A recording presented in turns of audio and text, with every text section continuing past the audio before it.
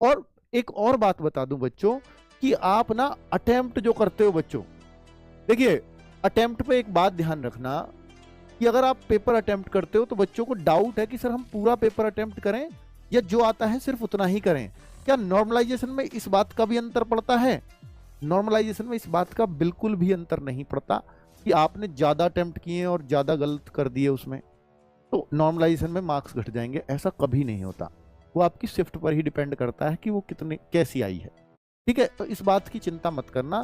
तो मैं आपको ये सलाह दे रहा हूं कि 1/8 की नेगेटिव मार्किंग है आपकी, तो इसकी वजह से आप एकदम बेसलेस तुक्का तो मत मारो। देखो ये तो सीधी सी बात है, जैसे आपको पता है यार मैथ्स में मुझे आता ही है, तो अब मैं डाउट में मैथ्स में अक्सर नहीं होता, तो मैथ्स में या तो मुझे आता है या मुझे नहीं आता, जो नहीं आता फालतू में तुक्का मत लगाओ।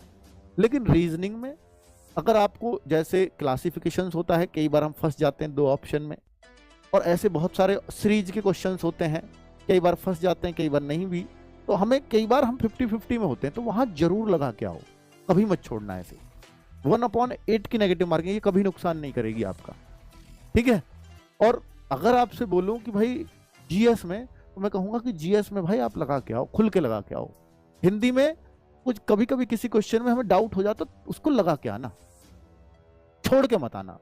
और अगर आप यही मानते हो कि सर मैं तो 70 बिल्कुल करके बैठा हूं श्योर, या मैं मान लीजिए 50 करके बैठा हूं, मैं 70 थोड़ा सा ज्यादा कह गया, 50 करके बैठा हूं और मुझे 30 का पता नहीं है, 30 क्वेश्चनों का पता ही नहीं है, पर ये मेरे 50 श्योर हैं, तो ये जो 30 हैं, इन 30 में से ये देखो भाई आप 50-50 कितने पे हैं, तो वो तो आप अपने हिसाब से लगा दो, कोई सा भी जरूर लगाओ उसमें से।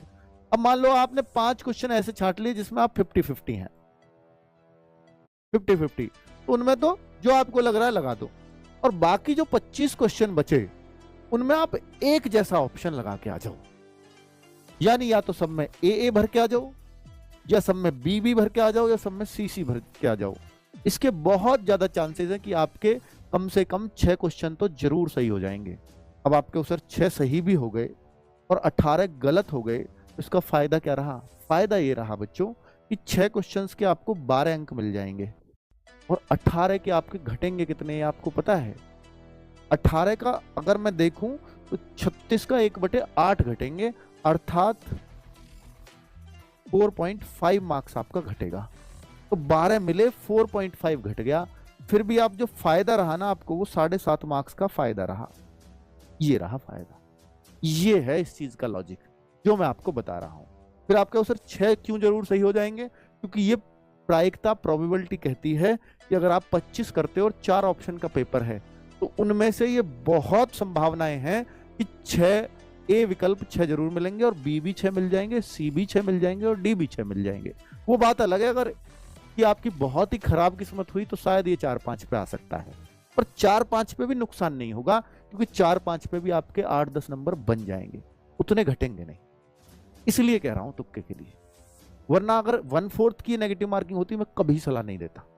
1/8 की नेगेटिव मार्किंग है, इसलिए आपको ये बात बता रहा हूं, और ये बात सबको समझ में आती होगी, कई बार बता भी चुका हूं। ठीक है, तो भाई थोड़ा सा स्मार्टली चीजों को हैंडल कर लिया करो,